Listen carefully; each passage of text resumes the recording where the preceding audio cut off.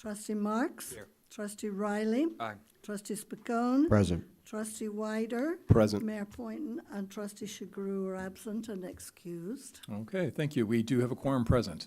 I would ask for a motion to appoint a chair, a temporary chair for this meeting, please. So moved. Wider. Okay, is there a second? Second, Marks. Second, Marks. All right. All in favor? Aye. Aye. Anyone opposed? No. You can't oppose. All right, thank you very much. Trustee Marks. Trustee Marks Pacone. Yes. All right. Thank you, everybody. We'll stand for the Pledge of Allegiance, please.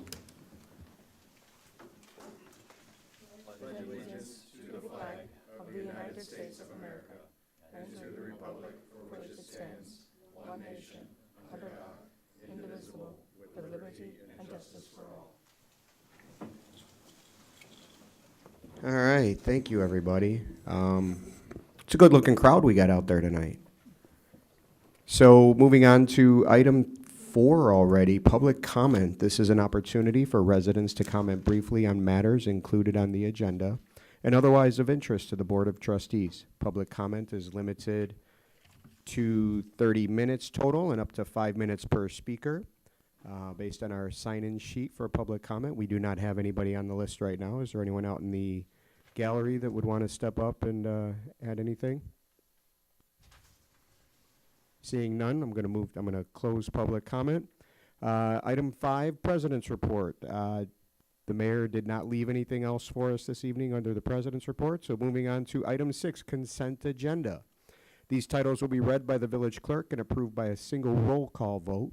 Any item may be pulled from the consent agenda for discussion by any village trustee. Kathleen? Okay. 6A, approval of minutes from the Village Board meeting of April 6, 2026. 6B, approval of executive session minutes from the meeting of March 16, 2026. 6C, approval of the semi-monthly warrant registered of April 20th, 2026, totaling $798,328.65. 6D, award a contract for the 2026 seal coating program to Patriot Pavement Maintenance of Des Plaines.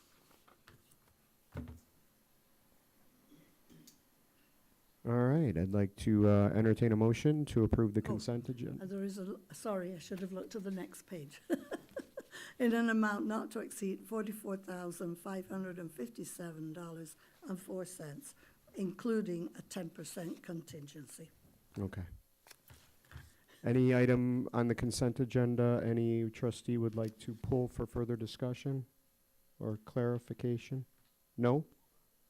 Nope. All right, seeing none, I'd like to make a motion to approve the consent agenda as presented. So moved, Riley.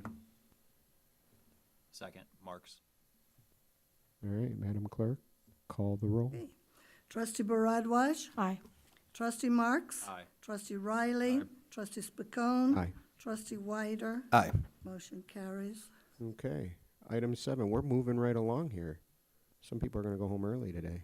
Chief's smiling about that. New business. This agenda item includes matters coming to the Board of Trustees for discussion. Item 7A, Trustee Marks, a courtesy review. Thank you, Chair Spicone.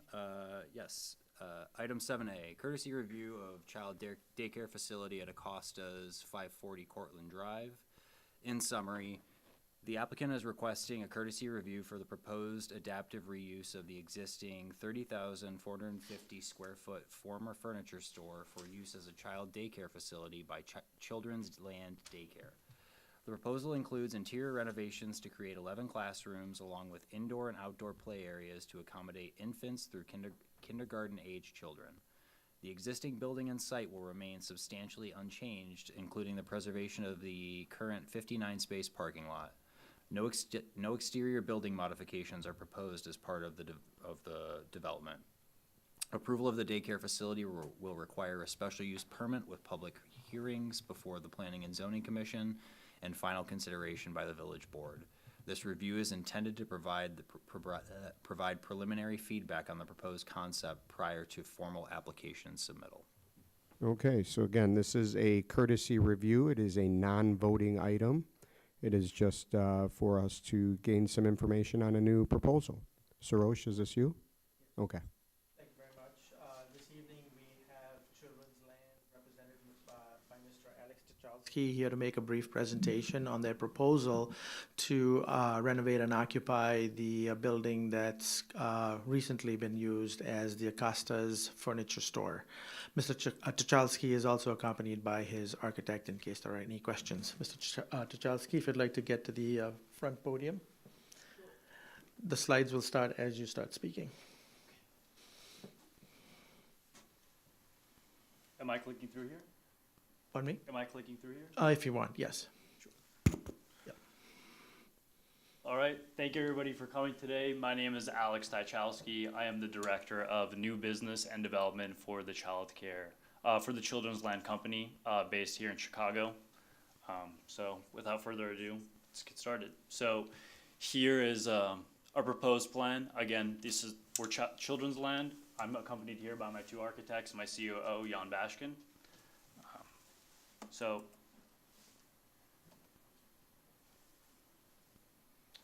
here's a brief summary of our proposal. So first and foremost, Children's Land is a leading premium childcare operator in the city of Chicago. We started with a single location in 2005 in Glenview, and since then we've grown to 12 locations, serving daily 1,600 students, and we have 240 educators. We specialize in providing a diverse and inclusive environment. Children's Land educates students as early as 6 weeks old all the way through kindergarten. We actively surpass educational state standards, and our kindergarten graduates are often performing at or above the first grade level. We believe Children's Land will be a strong addition to Lake Zurich because Lake Zurich has a growing and diverse population and strong household incomes. Childcare itself is supply constrained all throughout the United States, especially in the state of Illinois. We believe that through our deep industry expertise and use of technology, we are well positioned to succeed in the marketplace. Our academically focused curriculum and healthy meals align well with what Lake Zurich families are looking for. And we believe that this partnership is a commitment to the village and the town itself, and we hope to be part of the community for many years to come.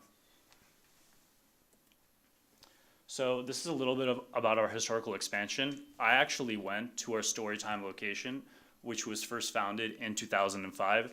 Since then, we've opened 12 schools. We have done this through either doing our own ground-up developments, retrofitting an office building in Chicago and an old paper mill in Park Ridge. Our largest facility is in Wheeling with about 260 students, followed by Palatine with 206 students, and our smallest one is at Storytime in Glenview. Overall, we have a utilization of about 80% capacity across all of our locations, and we believe that through our market research that Lake Zurich is our next best city to enter and expand our reach. So a little bit about the Children's Land difference and what sets us apart. First of all, it's our top program and curriculum. So we've partnered with professors at the National Louis University, and we have aligned our play-based curriculum with a thematic approach. And we measure this every single year by something called a MAP test, where we test our kindergarten graduates and make sure that they are performing at or above the first grade level. Also, our curriculum is aligned with Illinois-based benchmarks, so we make sure that they are prepared when entering elementary school. Again, we have state-of-the-art facilities. We are experts in real estate from our ground-up developments and retrofitting these different use cases. We design our facilities to prioritize health and safety of our children. We use age-specific playgrounds and high-quality equipment and toys so that our educators are ready to focus solely on educating our students, and we have great systems and a team in place to match those capabilities. We have something that we've coined called an all-inclusive pricing, where at no extra cost, we have visiting specialists that offer extracurriculars including dance, music, art, yoga, theater, ballet, karate, soccer, and gymnastics. We also have fun summer programs where a lot of our Children's Land alumni come back for the summer months, where we have fun field trips, games, and activities planned all throughout the summer. And we partner with a company called Child Eats that provides 2 hot meals delivered every single day at no extra cost. And we have AM and PM snack and we proudly serve organic Oberweis milk. We have strong culture across all of our locations, focusing on retaining our top talent employees. We pay above market pay, and we offer benefits including insurance, and now we're working on retirement planning. We also have ongoing investment in our employees' training and development through our annual seminars. And with all of this, we have a strong alignment with our staff culture, classroom quality, and long-term educational excellence. So this is a little sneak peek of what our seminar looks like. We invite childcare influencers, professors, and leading figures in the space to come and educate all of our educators on leading findings so that our curriculum is continuously updated. We believe it's a living document, so on an annual basis, we take these new findings and implement it in our curriculum and update it. Over the past 5 years, we've also done a survey which we send out to all of our parents, and we have about 500 respondents per year. Overall, we have a 96% satisfaction rate, mostly stemming from what we pride ourselves most on, being our hot foods, our strong staff, our facilities, and our curriculum. So with this, we are a technology-focused company, and we've implemented a software called Brightwheel, which is used to streamline all of our operations for parents, staff, and the company. With this one-stop tool, we automate all of our billing. The teachers can clock in and clock out. The students can check in and check out. We upload our lesson plans daily, so teachers, parents, and students can access the educational content outside of business hours. We have parent communication, so at any time of the day, they know what's happening live, and there's full transparency of what's happening while parents are at work.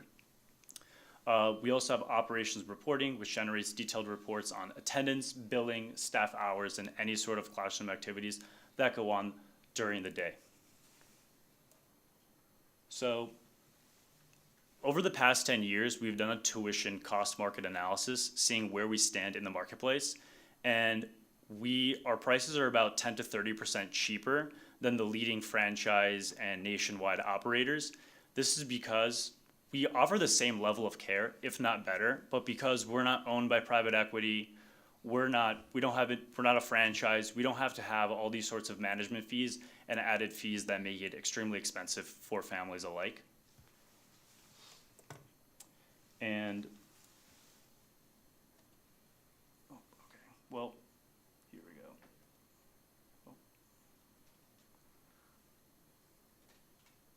All right.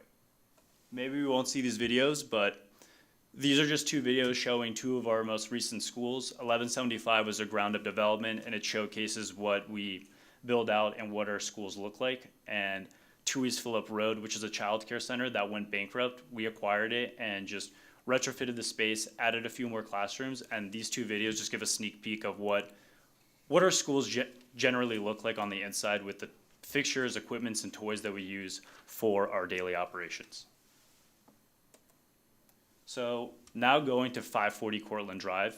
So as you see here on the right is the actual building with our sign. The hours of operations are going to be Monday through Friday, which is standard across all of our schools from 7 a.m. to 6 p.m. The existing building was once a car dealership, then transformed into a furniture store, and now we plan on taking over this 30,000 square foot space and make it into a childcare center.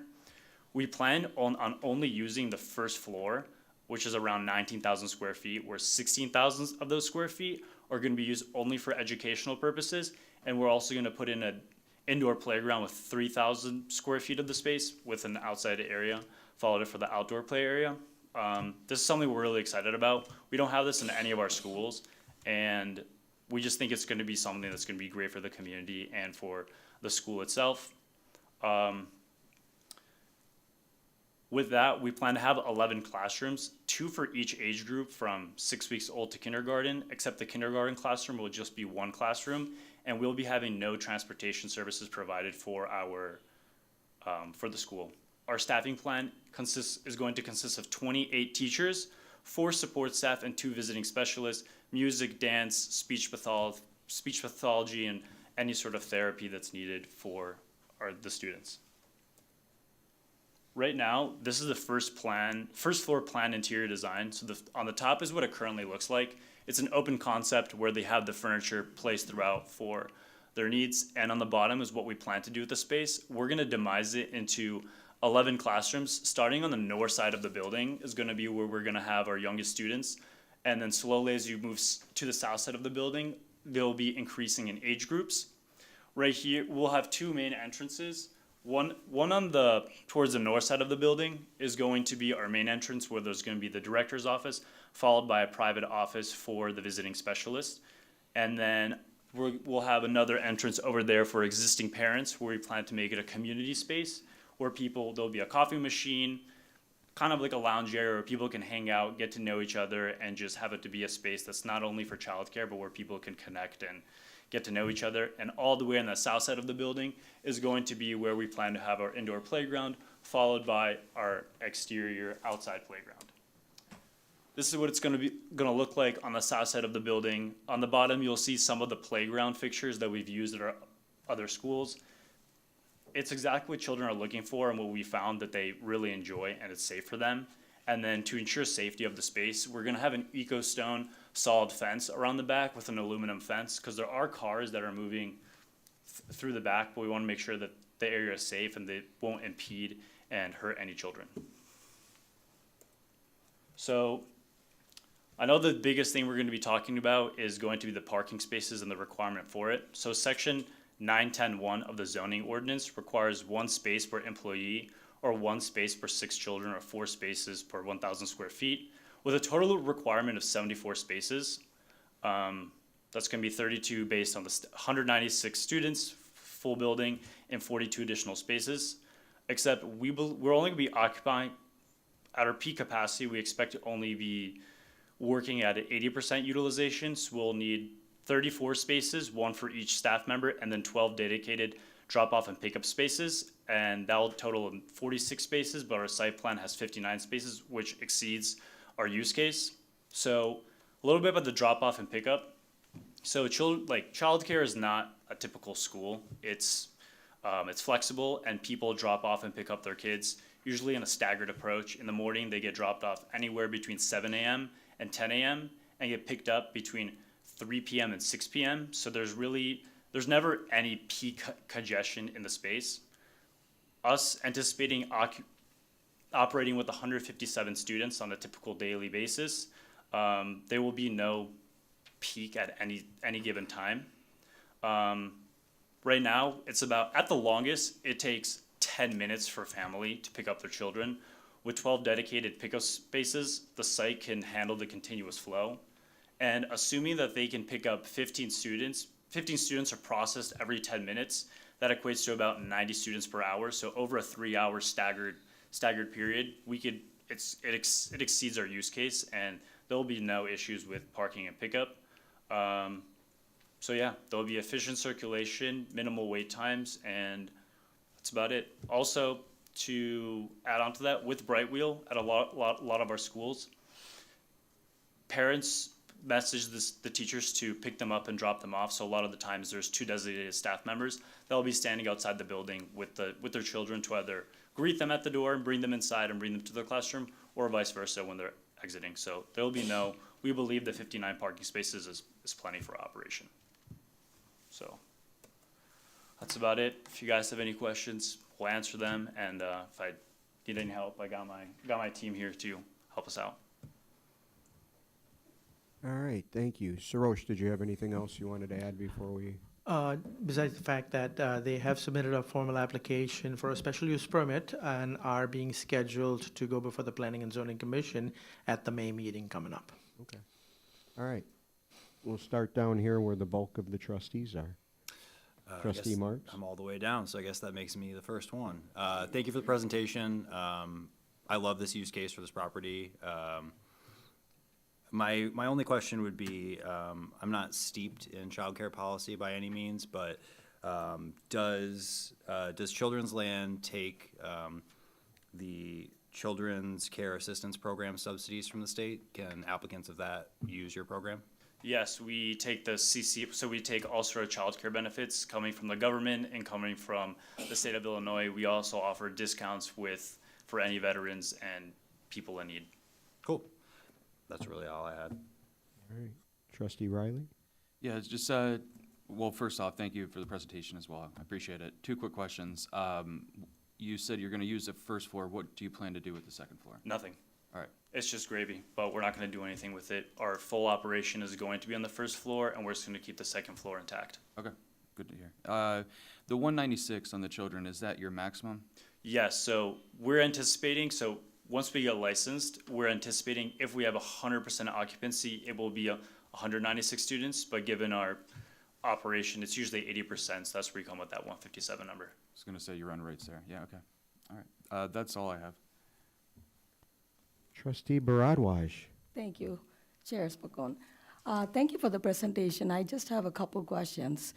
It was a pretty detailed explanation about the childcare facility, but has there been a market study done for where these families are going to be, your clients? Are they going to be Lake Zurich families, or what areas are they going to be from? Because within a mile or so, we have about 2 or 3 childcare facilities in the area. Yeah, so we do have a market study done, and there still is a need for childcare in Lake Zurich, and it's going to be focused for the families of Lake Zurich. But if there's anyone coming, because it's going to be off a main thoroughfare, so we believe that there's going to be a lot of families that are going to be coming dropping it off. And because this is going to be a state-of-the-art facility with the indoor playground, we feel that we are well positioned to succeed. And for example, in Glenview alone, we have 5 schools, and we have no issues, and we compete with ourselves, but it's not an issue at all. Okay, all right, thank you. I have one more, kind of like a feedback. So already I've heard from our residents in the immediate neighborhood. So they're concerned about the intensity of specifically the peak hour traffic. I know you mentioned it should be from 7 to 10, but we have all been parents. We have dropped off children at daycare. It's typically 7 to 8, 6:30 to 8. So what do you think is going to happen to that traffic? Has there been a study, or how are we going to manage the traffic? Is it going to flow into the immediate neighborhood? What's the plan? It shouldn't. I mean, because we have 59 parking spaces and we will be having designated staff members greeting children and letting them go at the end of the day, it shouldn't be an issue. Also, it's not on the main road, it's off a main road, so I don't think it should cause any sort of peak congestion at any certain time. But if you need any sort of study done, we can prepare for it for the May 20th meeting. Yeah, that would be good. One more question. It also said that there is no structural change on the exterior part of the plan, but I also saw that you guys have some playgrounds that are going to be on the exterior of the building, right? Is that right? Did I understand that right? No, you're absolutely right. So on the south side of the building, we will have about 4,000 square feet of space used for a playground area outside, but we're not actually doing any physical changes to the building itself. Okay. Yeah. All right, thank you. Thank you. No questions for now. All right, Trustee Wider. Thank you, Trustee Spacone. Just a couple of things. I'll circle back or build on some of the comments already made. So with regard to parking, when you return or when you go to zoning and planning, with regard to parking, and I will preface my comment with this statement, it has been a number of years since I dropped off a pre-K child to childcare. So this perspective may be slightly dated, but if memory serves, you kind of gave that 3-hour time frame. I remember dropping off my kids, and again, a house where both parents are working, so that drop-off window, from my experience, has been substantially shorter. So I think when you come back in front of this group, and maybe with the zoning and planning group, maybe flushing out that drop-off plan. What you stated is not exactly what I experienced, but I will tell you that I experienced that a number of years ago, and it may very well be different. I'm going to make the assumption that the majority of families that you're going to serve are going to be working families, so people are going to be dropping their kids off on their way to work. Now, that may not be exclusive. We're a community where, we've got folks kind of all over the spectrum, so some may very well be dropping off at 10 o'clock, but by 10 o'clock, I was in Chicago, having had dropped my kids off a number of hours before. So just something to think about with your presentation questions. that you may want to have more fleshed out responses to when you come back to this particular body. One of the other things I thought I heard you say something about alumni when they come back in the summer. So I was just kind of curious if your summer business model is going to be different than your school year business model. Will you be doing some kind of like a day camp program, or will it remain the same? It remains the same for the most part. Just we call it a summer program because we usually get licensed up until 12 years old, and kids come and we call it a summer program, but it's baked into our curriculum. Just with the summer program, when the weather's nice and we have these kids coming back, we have additional field trips and activities planned that is part of the curriculum, but it's more play-based so that the kids are just having a fun time while they have summer break. So in the summer break, do you and you may not be there yet, but do you anticipate the summer program being like an all-day program, or like a 2-hour, or 3-hour field trip only? Would it be an extension of care for working families, or would it be something different? It would be an extension of what the care is right now. So it'll still be from 7 a.m. to 6 p.m. The field trips will be going on during the day, and then, if they end, call it early afternoon, because kids come back for nap time. Sometimes, like I said, people get picked up and dropped off all the time from the facility. They'll get dropped off, picked up, or they'll just be taken out to do games and activities as needed. So yeah, it is an extension of care. It's just more geared towards the summertime. Okay. Well, it's nice here in Chicago. Yeah. Great. And you may have mentioned this, and if you did, I apologize. Where is your Palatine site located? 1293 Rand Road is the address? Yeah. Okay.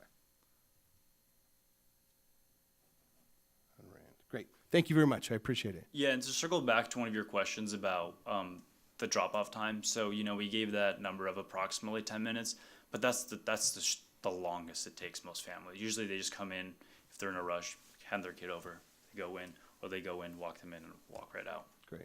Oh, you know what? I do have one more thing. I'm sorry. I apologize. So that particular location, part of that is commercial, and this is kind of piggybacking on what somebody else said. But the other side of that is residential, and that main driveway area can.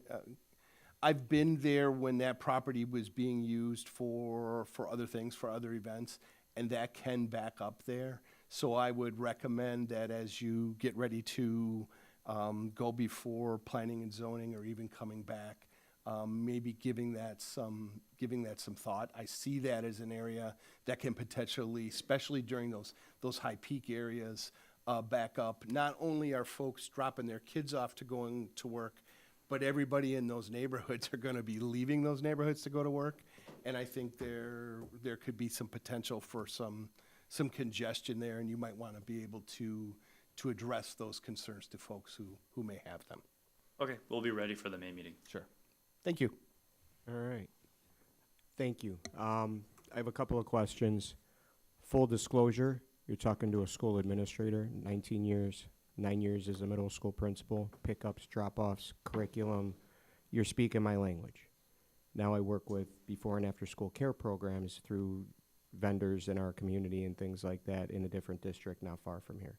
So I have questions, and I have some very specific questions, things to think about, because there are some concerns, right? The pickup drop-off thing, I would recommend as you go forward and work with staff as you put that through, pull up, because of the peak hour pickup and drop off, as well as those residents trying to get out of the subdivision in the morning and then trying to get back in the afternoon.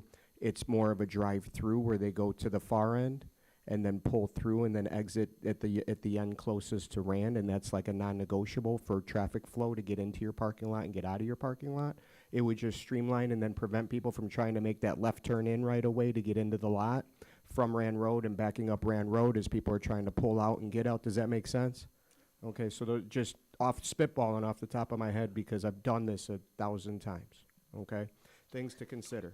Do you consider yourself a daycare or a preschool? Because I hear kind of a blending of both in some scenarios, especially the way you lay out your grade bands, and then you talk about curriculum. We're an early child care operator, so we're lead in the early childhood space, so it's anywhere from 6 weeks to 5 years old. Mm-hmm. So we offer daycare services, but at the forefront we are focused on educating the younger students and prepping them for elementary school. Okay. All right, and that's through, you've worked with someone from National Lewis to put that together? Yeah. Okay, do you have anyone in-house that continues to update and work on that curriculum for your staff? Yeah, Yeah. they continuously work with us every single year. So before the school year starts, we call it basically September, we prepare all year round with working with these professors and updating the curriculum and then implementing updates to it so it's ready when the school year begins in September. Okay. Let's see. The facility upgrades, I saw that, and so the requirements that we would have a bathroom in every classroom for the little ones at appropriate size and scale and things like that? We'll require whatever the building codes require for child daycare For centers. child daycare Yes. centers, okay. Because I know as a former car dealership and furniture store, there's gonna be some significant upgrades that are gonna need to happen. Yes. Okay, They've indicated a complete rehab of the main floor, as you saw in the picture, from the open floor space right. to classrooms and all of the other facilities that accompany classrooms. And knowing little kids like to sneak around and escape and they can be squirrely, those staircases that are in there currently to the second floor would present a safety concern if they're not accounted for or removed altogether and relocated separately in the renovation. We'll have to work with the applicant on that, yes. Right. Security. How do you design security knowing you're off of an intersection of a busy road like that to make sure that, what security protocols does your company put in your locations to make sure that you have a controlled ingress and egress and things of that nature? You're saying to go in and out of the school? Yeah. So each parent has an individual PIN that they use to get into the facility. Okay. All right, traffic, drop-off lines. Tell me more about specialists in your program. Is that in coordination with the local school district because a student perhaps may have an early intervention IEP and things of that sort? Or are these pathologists and things of that nature your own employees that you're hiring? They're not our own employees. Okay. When parents come to us and they notice there's some sort of developmental delay, whether it's speech or some sort of therapy, they usually bring their own therapist. We have a few that we have on hand that we recommend to them, and they come and pull children out of class and work with them individually to get them up to speed and make sure they're reaching their developmental milestones. Okay, so you're just providing the space for the arranged family facilitation to happen? Yes. Okay, all right. Well, thank you. I do have one more question. In terms of your market placement with the other community vendors or community partners that are out there, when I talk about our different daycare facilities, kinder care, things like that that are around, where do you fall in that area in terms of price range? Are you finding yourself competitively in the middle? Do you find yourself to be more specialty at the higher end? Are you trying to be more of a budget-friendly operator? Where would you fit in for families that are sitting at home watching this right now, wondering, gee, this might be something I want to look into, but I need to know where they are financially in terms of cost because childcare is expensive? Sure, that's a great question. So we are, like I said, 10 to 30% cheaper than the huge corporate-owned, franchise-owned Kinder Care, Guidepost, Bright Horizon, all those big names. And we have transparent pricing. You can go on our website right now, click Get Tuition Rates, and they will come up to you. Like, we don't hide it at all. We want to be as transparent as possible. And because we have all-inclusive pricing, with that tuition, there's no hidden fees. So all the extracurriculars, all the food, and the therapists and stuff, that's all included in the price. Okay. Yeah. All right. Well, thank you, everybody. Sarosh, anything else? Nothing further to add, thank you. Okay, as we said, this is a non-voting item. I look forward to seeing your work go through the Planning and Zoning Commission, and hopefully we'll see you guys back here soon in the near future. See you in a month. Thank you. Yeah, Ooh, thank a you. month, he's ready to go. Yeah. Good luck. All right. Okay, with that, Trustee Marks, item 7B. Thank you, Mr. Chairman. Item B, courtesy review of pads at St. Peter, 47 Church Street. In summary, the applicant is requesting a courtesy review for proposed transitional services facility to be operated by pads of Lake County within the existing parsonage building at St. Peter United Church of Christ located at 47 Church Street. The proposal includes the adaptive reuse of the existing residential structure to provide temporary housing for up to 4 adult women in need of housing assistance. The existing parsonage building will remain unchanged with access provided through the church property. The proposal includes a future subdivision of the property to create a separate parcel for the parsonage, rezoning of that parcel to the R6 multiple family residential district, and approval of a special use permit to allow the transitional services facility. All right, Sarosh, I'm guessing this is you again? Yes, thank you. This evening, we have Ms. Sandra Frampton representing St. Peter's Church here to make a brief introduction on their program and partnership with PADS, and then to introduce the members of the PADS organization that will make a brief presentation on how they intend to utilize the parsonage building at the property. Ms. Frampton.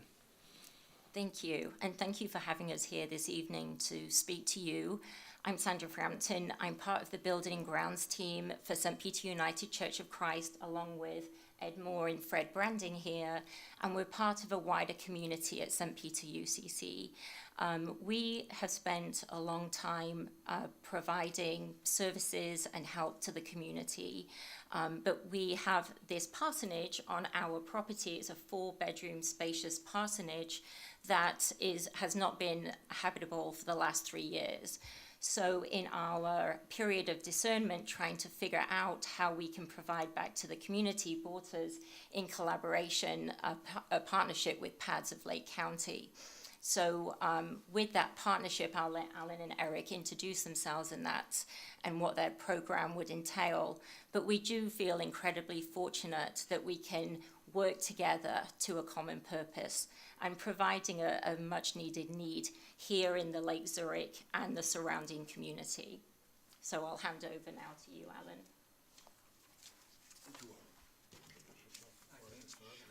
Sure. My partner in crime. Very briefly, hi. Thank you for having us today. My name is Eric Foote. I'm PADS Director of Finance and Operations. I've been there for about 7 years and have seen it grow quite a bit to help our Lake County community. And I'll be here to especially answer finance questions or history questions. Alan's going to do most of the talking today. Thank you. Thank you, Eric. Thank you, Sandra. And thank you to this esteemed board for giving us the opportunity to just share a little bit about our program and also share an opportunity for the Lake Zurich community to demonstrate compassion and care for some of our neighbors in need. My name is Alan Swilley, and I am the Executive Director at PADS Lake County. I've been there since 2023, and since then we've transformed the way that we think about homelessness and how we approach the challenge of homelessness and what structures are needed to respond, structures and interventions needed to respond to homelessness. What we have in front of us today is an opportunity for us to actually prevent homelessness. And I want to walk you through a little bit about PADS, and then we'll talk a little bit about the program itself, and then I would answer any questions that you might have. Now, I was taught how to use this, but I just forgot in the moment. So let's see if I'm, okay, there we go. Sorry. All right, so PADS Lake County, our mission is to end chronic homelessness by offering shelter with dignity and essential programs while cultivating a robust safety net of resources designed to prevent and shorten the unhoused experience. You can use the arrow keys if you want on the laptop itself. Okay. So who is PADS? PADS has a 30-year track record, and I think that before I became executive director, there was an opportunity to bring some sort of social intervention to Lake Zurich. The efforts weren't successful, but along the way, PADS has a 30-year track record for shelter and housing services This is important to know because over the years, things have really changed in the Lake County community. And with that, we had to change our vision and change our approach. And we also needed to expand programming and meet the diverse needs of our residents. And the face of homelessness and the face of housing insecurity is changing. And so we want to be able to pivot and provide interventions that allow for us to meet our neighbors where they are, no matter what their needs are. And so our new leadership has experience in shelter, we have experience in residential management, we have experience in best practices when it comes to social interventions, which is important for what's to come. And so a little bit of our programs, we offer a prevention and diversion program. This program is a program designed to ensure that individuals who are housed stay housed. Right now, about 36% of our Lake County residents are either living in poverty or on the brink of poverty. And what that means is they can't buy food, pay rent, and also afford transportation in the same month. And so they go from month to month deciding which one to pay and always behind on one or the other. That number is growing, by the way. We have healthcare programs to ensure that we close the gap when it comes to healthcare in our communities. We've seen a significant need, and I can just share with you a story where an individual came to us with just an open, he had just had brain surgery and he was unhoused, and this was one of many surgeries that he had, and the healthcare system had taken all of his money. And we found him in the middle of the street, blood everywhere, he had fallen because he did not have a place to lay his head and recover. And we want to just ensure that those kinds of situations don't happen again. And so our programs are designed to connect individuals to mainstream services so that they continue to live their lives. We also offer emergency shelter. I think that this is something that the Lake Zurich community and the Lake County community is familiar with. Initially, we offered shelter in a rotating church model. This model was designed to perpetuate homelessness. It was a compassionate response to homelessness, but it was not rooted in best practices. And what that looked like was the constant navigation from community to community, church to church, night to night for individuals. And what that created was competing priorities for our neighbors. And so they would spend most of their time trying to get to the next shelter as opposed to filling out job applications, working on their housing, or pursuing other opportunities to propel themselves out of their situation. We also offer homeless outreach, and this is throughout the entire county. We've seen a significant increase in unhoused populations within the western part of the county, and so we're working to quell that uptick. We offer housing case management, and this is kind of our flagship service along with our shelter service, where we support our neighbors by helping them to navigate the housing market so that they can access housing that is appropriate and sustainable for themselves. And then we offer supportive housing. Supportive housing is for individuals who, if it were not for support, they would never have access to housing. So they have some sort of a disability, mental health disability, physical disability, and it makes it difficult for them to navigate the system. And if they were left on their own, chances are they would not be successful in navigating that housing market. And so these are some of our just high-level programs that we offer. I'm getting good at this. Some of the challenges that we see, and I'm not sure if this is common knowledge, but there's something called the phenomenon of the suburbanization of poverty. And what that means is that over the last 2 decades, poverty has grown at a faster rate in suburban communities than in the urban centers that they surround. So what this means is, and this includes Lake County, we've seen a larger uptick in poverty in our community than in the Chicagoland community. In the urban center of Chicago. This is notwithstanding the whole migrant issue that had just occurred, over the last 5 years or so. Just natural homegrown poverty that has occurred for multiple reasons. There's a significant lack of affordable housing, and there's some significant external volatility, which we'll talk about later. And lastly, this lack of social infrastructure makes it difficult for people to actually access the services that they need to get themselves out of the situation that they're in.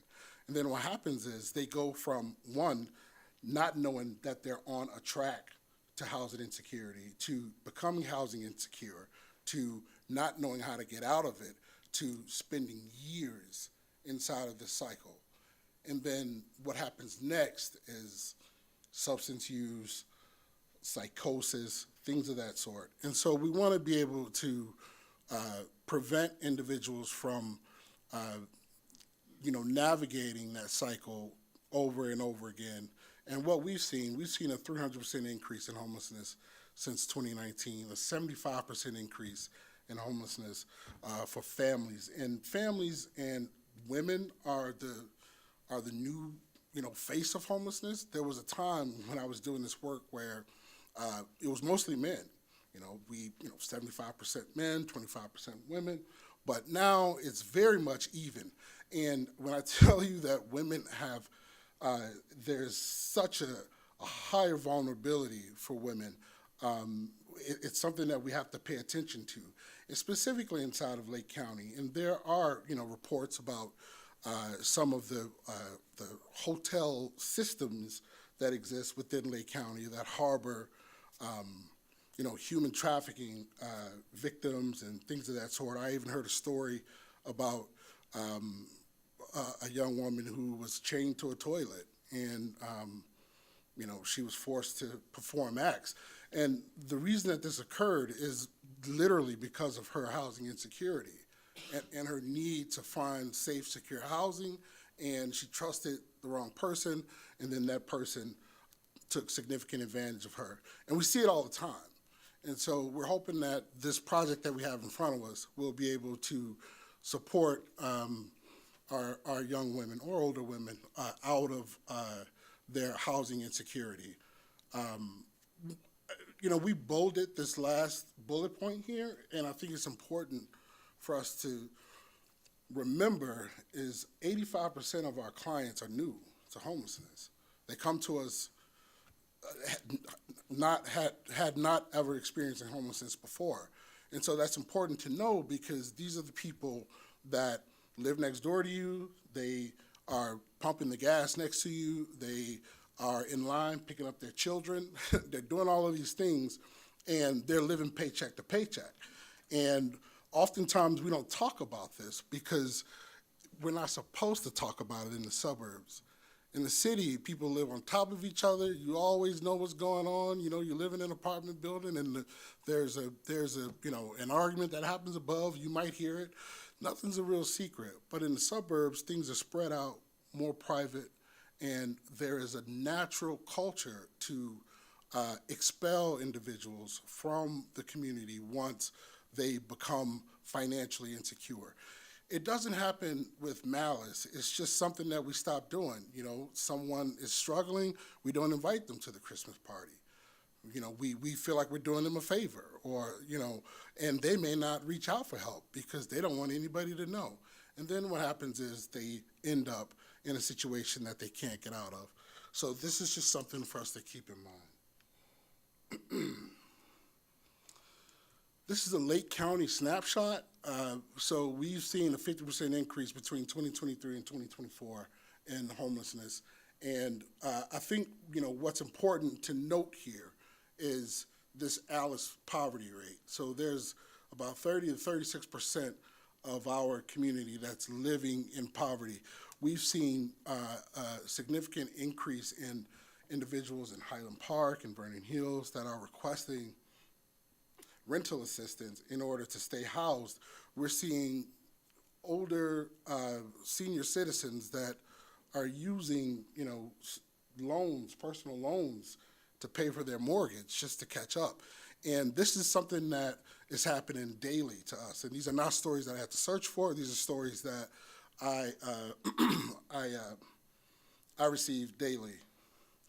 So some of the challenges that we see associated with creating a social safety net so that people can actually live a purposeful life inside of the communities that they grew up in is local zoning laws. Local zoning laws have been established actually to restrict individuals that are in need, or at least interventions that can support individuals that are in need. And this is something I think that you guys are aware of throughout the country. Governor Pritzker currently has a few laws on the table to change some of the power that local municipalities have when it comes to zoning laws. And then is local NIMBYism. And I do think that a project like this will attract some NIMBYism. But the local NIMBYism is an opportunity for our public officials to demonstrate courage. It's really difficult to bring on these kinds of projects, and I know it. And I know that oftentimes when we sit in front of a board of trustees who engage with the community, a small community, you may go to church with the person that's standing up here, fighting this opportunity. And so I know that it's difficult for you guys to make decisions to pursue local interventions, but I would hope that you would do it all the same and obviously give us feedback. So some of the strategies that we have to deploy is resilient infrastructure. What we've learned at PADS is there's a need for us to partner in a meaningful way. There's a need for us to close that social safety net, tighten that social safety net. And this is something that we are pursuing with St. Peter's Church. It's an opportunity for us to continue to demonstrate partnership that expands the reach, that expands services, but also integrates these services into the community in a meaningful way. And then obviously pass the housing, which is what this transitional living opportunity is, and wraparound programming, which is what will be provided inside of the transitional living opportunity. So this is our housing continuum. We have shelter, which is meeting the acute basic needs. We have transitional housing, which can look like many different forms of housing. What we're presenting today is a really small transitional housing project. It's much smaller than the ones that we've brought on.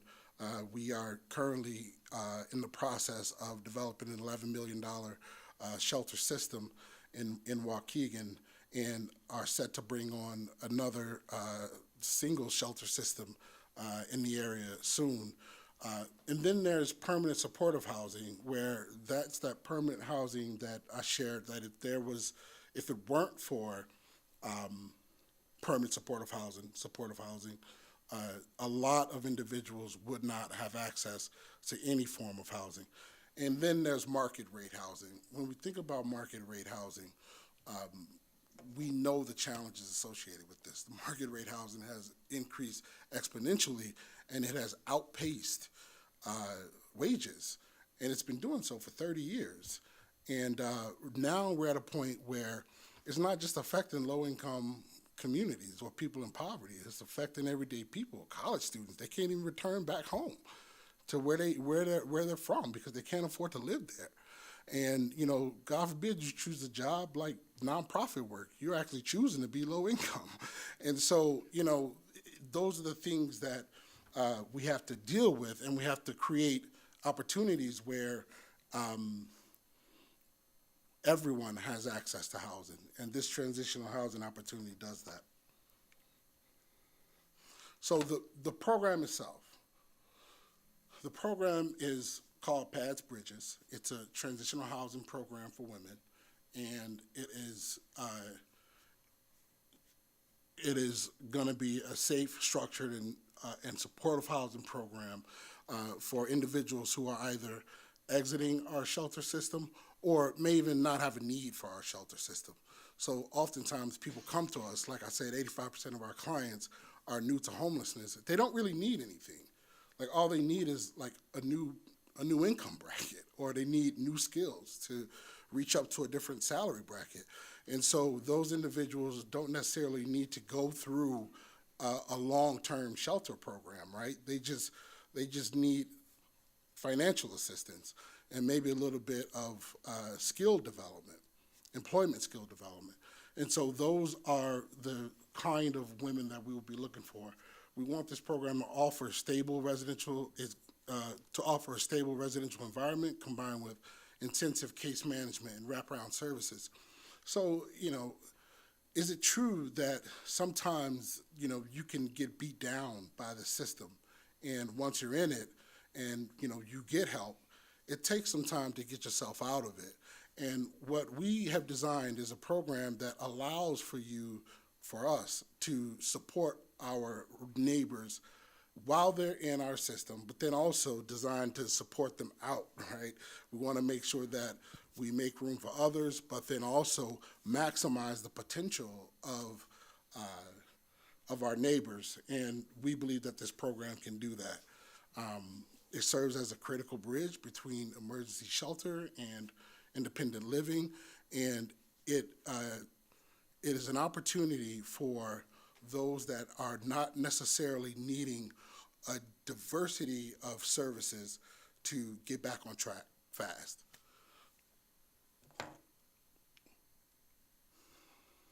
Again, the target population, single adult women, more than likely exiting our PAD shelter, which means that they have been identified as someone, as a person that can live independently. They don't need constant supervision. They have some motivation to move forward with their life, and all they need is help. And we're here to do that.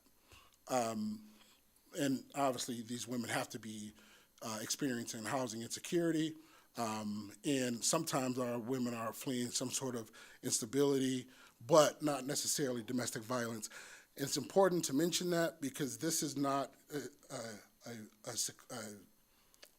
secluded establishment, and it's not a secret. We won't be able to mitigate the risk of like any kind of harm that a perpetrator would do if they found where our women live. So we keep the domestic violence individuals with our partners a safe place, and I'm sure you guys are familiar with a safe place. And lastly, our neighbors have to demonstrate readiness for structured transitional living. If you're not ready, you just can't be a part of the program. And being ready means, like I shared before, being able to live independently, being able to live in community, able to follow rules, able to gain employment, and able to position themselves for success in the future. All they need is financial assistance, maybe a little bit of skill building. So the length of stay, so we anticipate anywhere from 6 to 24 months. Sometimes individuals can come in will come through our program, and they'll be with us for 2 weeks. And they would just be in transition, and they were housing insecure, but just needed, a little bit of time to transition. Others, they'll be in our program a little bit longer. Those are the ones that are usually developing new skills and to access new opportunities, which is what we see. When I shared that data about the 30% living underneath the ALICE poverty line, which means individuals who are asset limited, income constrained, but employed, right? And 50% of our neighbors are employed. What that means is that these are individuals who are working, and they're working hard, they just don't make enough. And so how can we position them to build up new skills so that they can make enough money to pay their own way? And that's what we're interested in. The housing model is one person per bedroom. This is a 4-bedroom home, 4-bedroom, 3-bath, one person per bedroom. We may think about like 2 in the master bed since it's larger, but we're more than willing to keep that as just one person. Structured community living, clear guidelines and expectations, how we engage in the community. And, a lot of these individuals, they were just housed. They were just living their life, and now they're unhoused. And so oftentimes they don't necessarily need behavioral management like some of our other clients, but we still need to present the expectation to them. And then there's this graduated independence model, increase in responsibility over time. We want our neighbors who are a part of this program to contribute to the household itself. Anytime where you can contribute to a community, it demonstrates the value that you bring, and that is what we're interested in doing, not only in our shelter system, but also in this transitional housing opportunity. And then lastly, we want participants to contribute to keeping the house in order. They will have to save money and encourage they would have to save money and prepare for a permanent housing transition. And then there are a slew of services, financial literacy and budget and support services that we will provide here.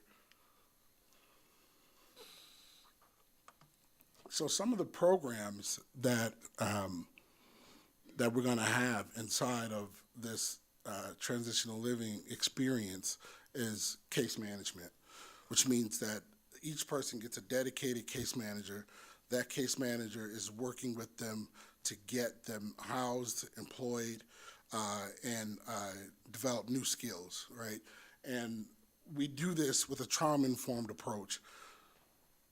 Oftentimes, like, being housed and insecure is scary, and usually scary to the people that are housed. Not necessarily it's also scary to the people that are experiencing it, but our job is to ensure that our trauma-informed approach, we work in concert with our clients to partner in their lives and walk next to them so that they have the motivation to pursue their own interests and be the architects of their own lives. We want employment and income stabilization. This is a big one.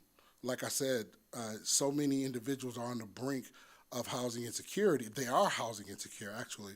They're on the brink of homelessness because of this employment and income stabilization issue. They may be employed, but they just don't make enough. Life skills development, for those who may present with some sort of, trauma, and what I mean by that is, professional trauma. I've met individuals who have struggled in employment because of the experience that they had from with their employers. How do we overcome that? And so it's not always just trauma associated with, some sort of interpersonal issue, but it could also be professional trauma. And we want to make sure that we are developing the skills necessary for them to navigate that trauma and get back on track. And then last is community reintegration. So often, and how I shared before, it's easy to throw these people away, and sometimes we don't even know we're doing it. And how do we create a pathway back? And sometimes it's hard to do. And we are interested in ensuring that all of our neighbors who come through this transitional housing program has a pathway back into the community. And it should be noted that 70% of individuals who become housing insecure, they become housing insecure and stay housing insecure and homeless where they are from. And so if there was someone that was not from Lake Zurich inside of this transitional housing facility, they would more than likely, once they are completed with the program, would want to return where they are from, right? So if you get a question about, like whether or not we're, if this is a pathway into Lake Zurich, that is a statistic that we kind of hold dear and respectfully. So our participants will agree to follow community guidelines, participate in case management. They have to agree to these things, by the way. Engage in employment and education and income building activities, and contribute respectfully to a safe living environment. And this accountability model just helps to ensure safety and support. The staffing model. So there's a program manager dedicated to this program. There's a housing case manager that will support the development of these individuals. There's a behavioral health clinician. These are not people that are on site all day, but these are people that will engage with our residents weekly. And then there are direct care residential staff on site every day.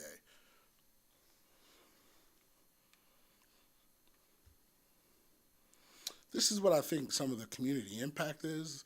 I do believe that this opportunity will strengthen the social safety net here in Lake County. We need more transitional housing, more housing in general for individuals in need. It helps it helps shorten the length of time someone is housing insecure. Like I said, once you get into this homeless system, you will navigate this system for years, and we don't want that.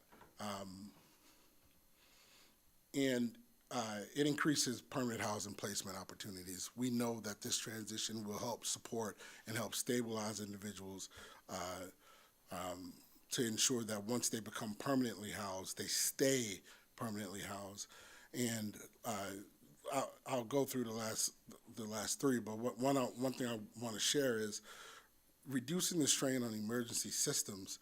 People are going to try to meet their needs, whether we have this transitional housing facility or not. And the question is, how are they doing that? And so they're going to rely on our police. They're going to rely on our emergency firefighters. They're going to rely on hospitals.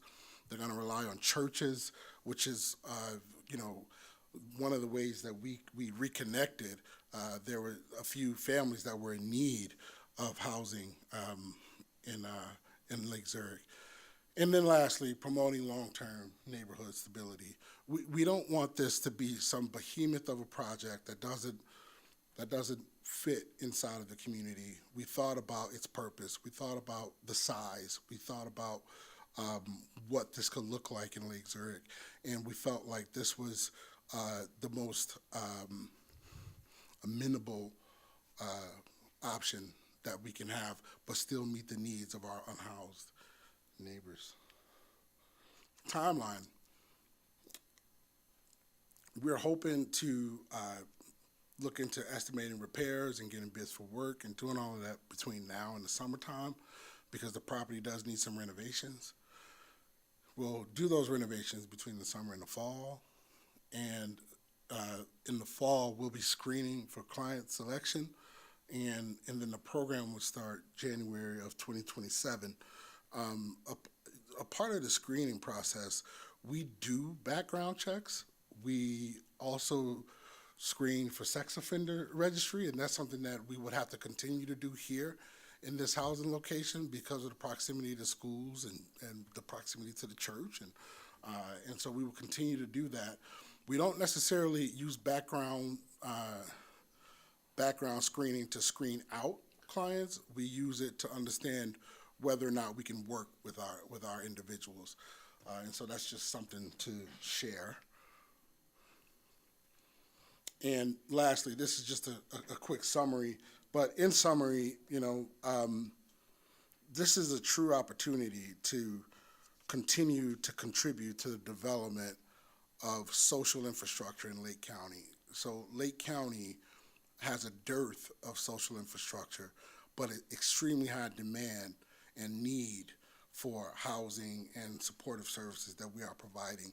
And so for us, being able to continuously navigate this system and provide this kind of social infrastructure to respond ongoing in perpetuity to individuals in need, our neighbors in need, I think is the best opportunity here for us, and I'll take any questions. Oh, before we do that, I did want to share, I did want to call up Anna Maria. Anna Maria is the executive director of Lighthouse Housing Alliance.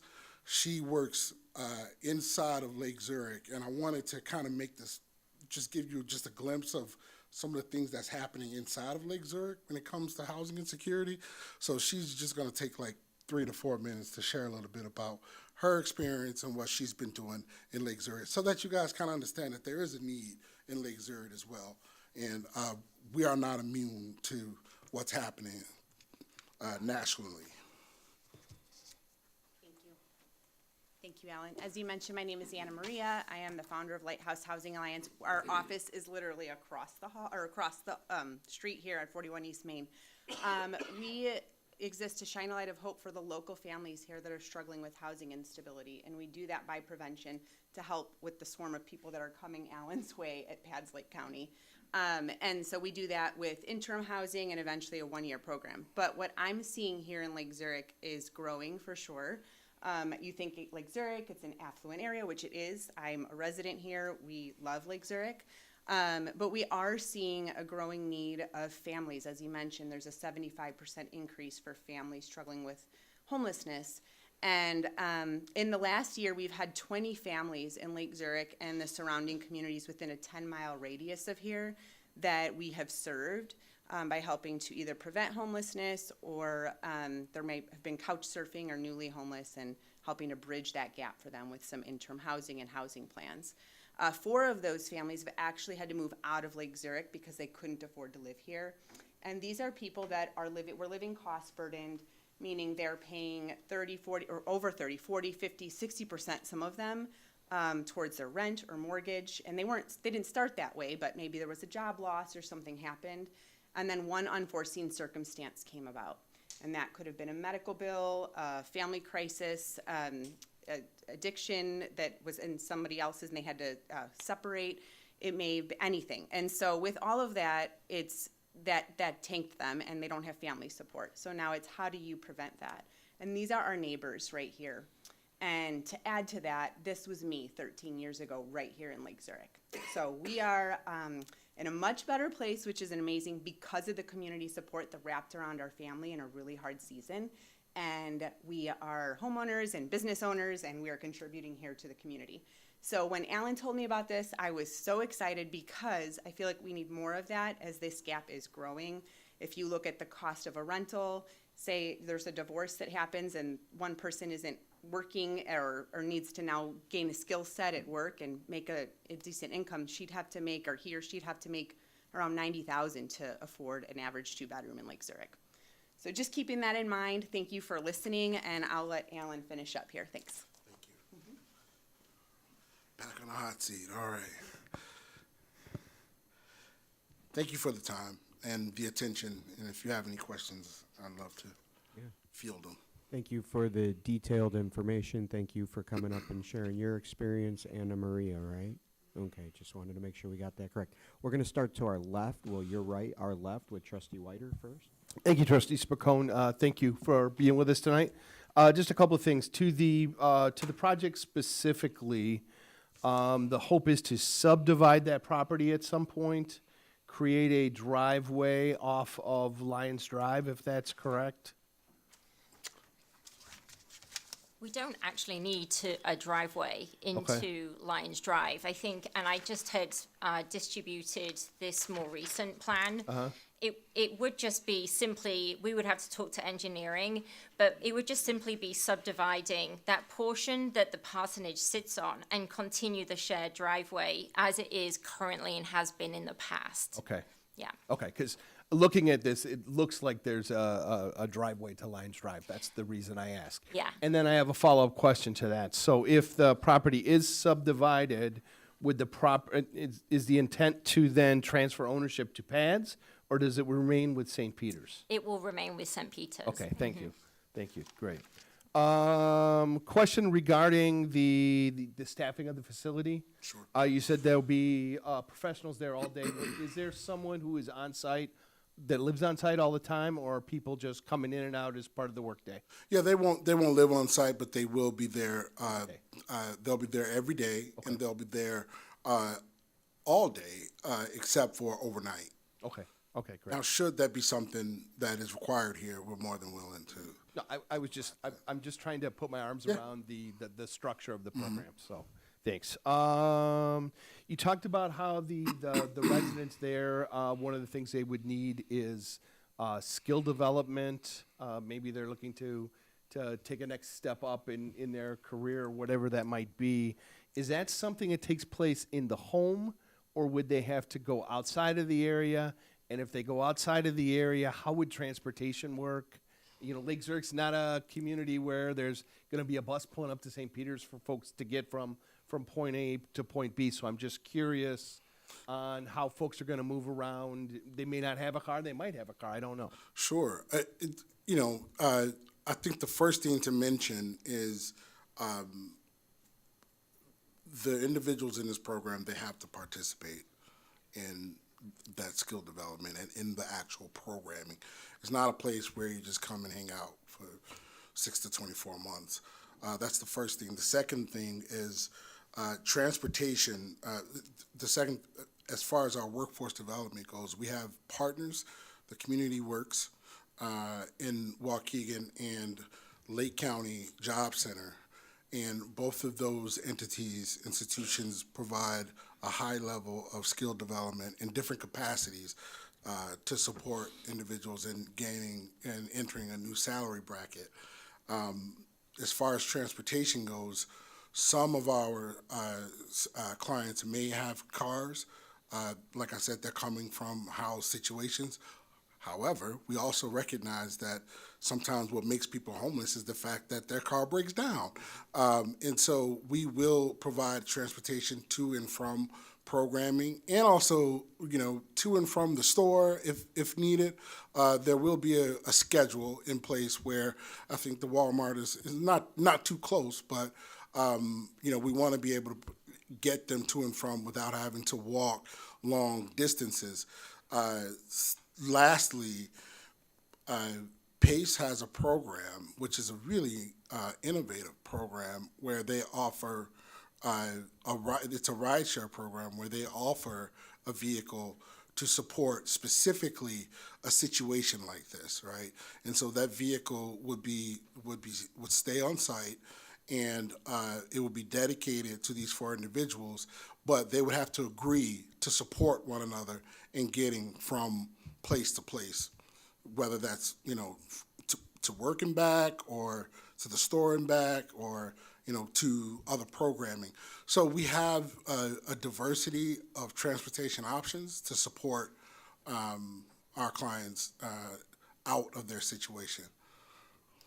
Yeah, my recommendation, as you move forward in this process, that might be something you want to highlight, only because Lake Zurich's very unique in the fact that I'm very familiar with St. Peter's and that particular location. There really is no shopping anywhere near there. So if it's a beautiful summer day, maybe the hike is great. If it's February, that hike is not going to be so great. So kind of being able to communicate what the transportation plan is, I think will strengthen your proposal moving forward. Sure. So my last question, I'm just curious on how clients are identified. You talked about the screening process a little bit, but I'm just curious on, it's 4 to 5 spots. There's probably a need that exceeds 4 to 5 spots. How do you find those folks and those folks who might be the right fit for this location? Yeah, and they're evaluated over time. So individuals coming from our shelter system, we've been working with them more than likely for months, right? And over the months, they have demonstrated progressive movement through the program. And if that's the case, then this would be an option for them. If it's not the case, this is not an option for them. What we don't, and this is a nuanced process, because you can have someone who is recently unhoused, but may not necessarily be a good fit for this program. They may need a little bit more supervision. Right. And so what we're not interested in is as them being a part of this, really intimate housing situation, right? And so we want to make sure that we have evaluated them effectively. We do have case conferencing that happens every week that evaluates, which clients are, on track for progress, how close clients are to, matriculating through our program and what that looks like. But there are sometimes going to be individuals who fit the program without coming through our shelter system. But for the most part, I think that most of the individuals will come through our shelter system, and they would have already demonstrated a propensity to follow the rules, be in community, have their own self-motivation, and interested in pursuing a new path for themselves. And so that would be something that would be nuanced that we would talk through week to week. Okay. Great. Thank you. I appreciate it. Yep. All right, we'll move over here to Trustee Bardwaj. Thank you, Chair Spokane. Thank you, Alan, for that detailed and passionate presentation. Thank you, Anna Maria, for sharing. I'm familiar with your Libertyville pads. I've volunteered there before in the past, so thank you for what you do. Awesome. My question is probably directed to Sarosh. Will this proposed subdivision or this R6 zoning, would this reduce the number of parking spaces that is currently available to our Lake Zurich High School students? The zoning should technically not change the number of parking spaces. The zoning would simply make the parsonage property eligible to be considered for the special use permit for the transitional services facilities. The property is currently under the institutional building zoning classification, which allows for the church and the parsonage as a group of buildings on a single property. The subdivision will still be will create two lots, which will still be controlled universally by the church itself. So considered as one large zoning lot. It will just have two zoning classifications, and by changing the zoning classification to the R6, we could then open it up to consideration of the special use permit for the transitional services facility, which needs a public hearing of the Planning and Zoning Commission and final approval by the Village Board. Got it. Thank you. Thank you. That's all. No more. All right, thank you. Trustee Riley. Yeah, so first, thanks for the presentation. I think between your presentation and Trustee Wider's questions, a lot of my questions were answered, but I do want to call out, you called out during the presentation, Lake Zurich has been on pads has come to Lake Zurich a couple times unsuccessfully. I just want to say thank you for keep coming back. I know you and your team putting together the work, coming back. I think it enriches our community. I'm supportive of the mission. I think the pads or the bridge program itself is a great maybe entryway into Lake Zurich. So I actually am supportive of the change of use of on the property and the mission itself. So thank you. Thank you. Trustee Marks. Last but not least, thank you, Alan, for the presentation. Really holistic breakdown of kind of the situation we're confronted with today. Not wanting to duplicate anybody's question, I think what I took from Trustee Wider's line of questioning was some of the candidate evaluation process. It's not a one-size-fits-all rubric, and I'd just be interested to hear. I was really heartened to see Anna Maria here as a community partner. If you could help lay out how you're going to work with other community partners in the area, such as Ela Library, shameless plug for my wife at Ela Township Health and Wellness. What other community resources in the Lake Zurich region are you going to lean on to help facilitate your program and make it kind of a holistic community ad instead of more pads coming in from Waukegan?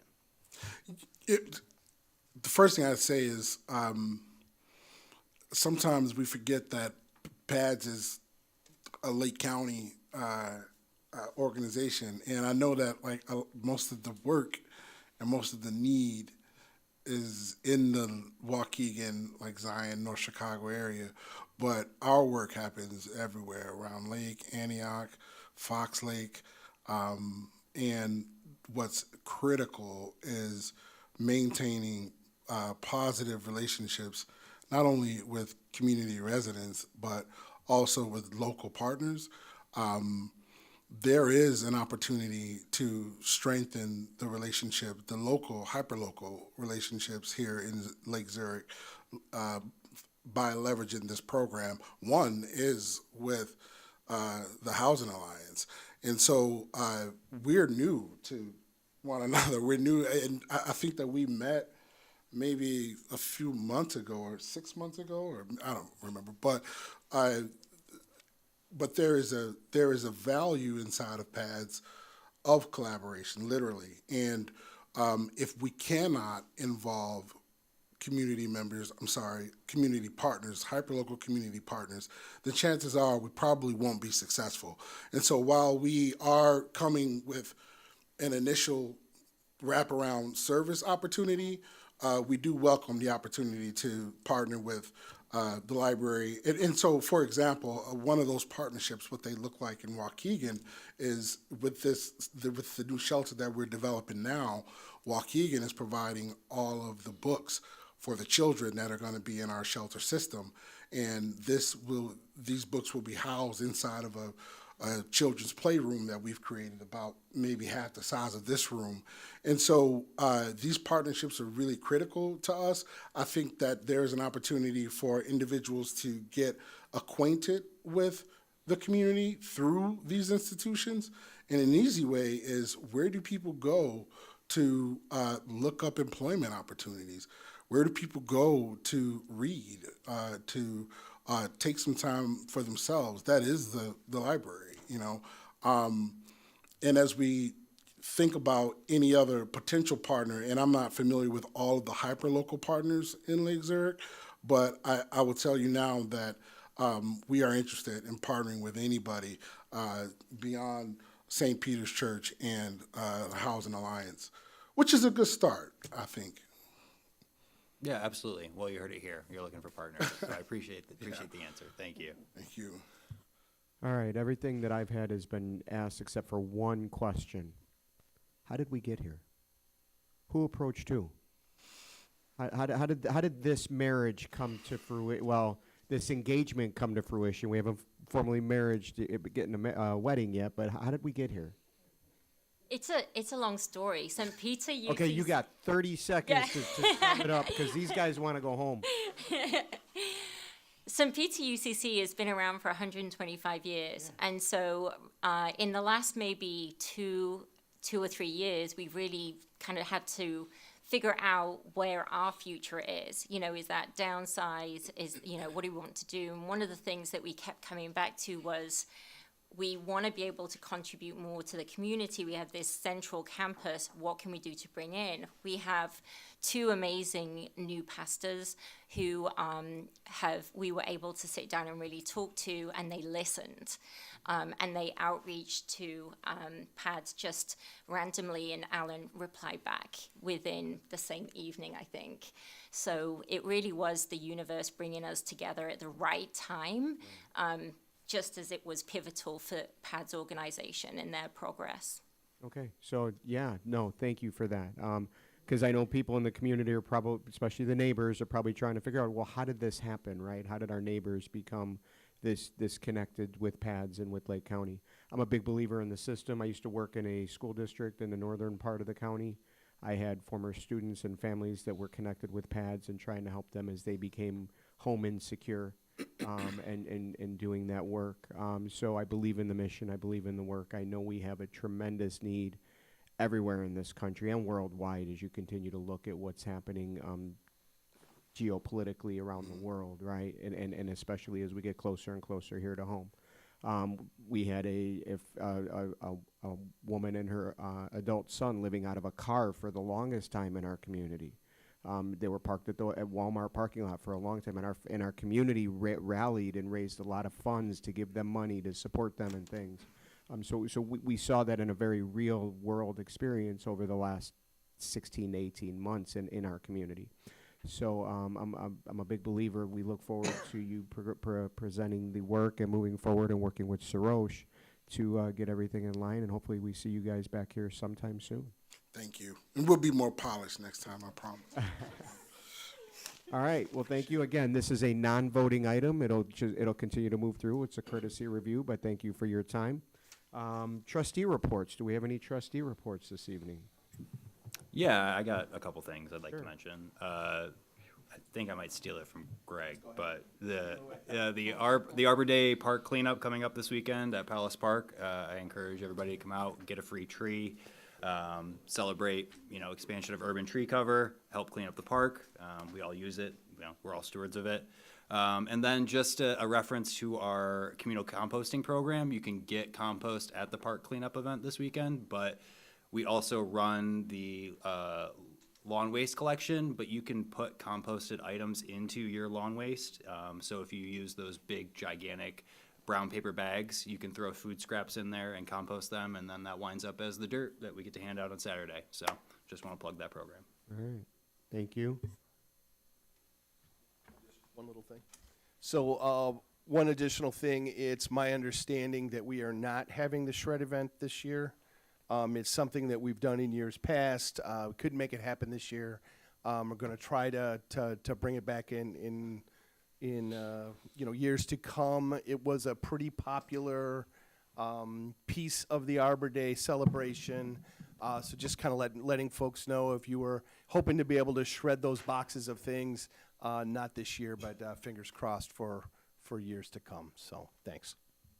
Well, we will take your styrofoam recycling on Saturdays, right? Right, okay. Anything else? Anyone else? Staff reports? Thank you, Trustee Spicone. We're trying to get the word out as best as we can and as frequently as we can. Starting at about 3:30 next Wednesday, April 29th, the village will be starting a comprehensive upgrade to several of its component computer systems. And so from between the Wednesday afternoon through the morning of Monday, May 4th, our online platforms, including bill paying, will not be available online. And our village hall and our community services will be closed to the public on Thursday, April 30th and Friday, May 1st, as we're going through training and taking the opportunity to walk through and make sure that the computer upgrades are in place so they're ready to roll on Monday. So we're passing the word out through benchmarks, and we'll put it on our website. We'll be pushing it out and reminding folks as much as possible. So you still can drop off water bills during that time through our Dropbox window. And we'll process them when we get the computers back and up and running on May 4th. So thank you. I have to pull out my checkbook. Or you could wait until May 4th. I'll wait until May 4th. Thank you. All right, anyone else for staff reports? No? Okay, next regularly scheduled village board meeting is Monday, May 4th, 2026. And with that, I entertain a motion to adjourn. So moved, Marks. Second, Riley. Madam Clerk, you may call the roll. Trustee Marks? Aye. Trustee Riley? Aye. Trustee Spicone? Aye.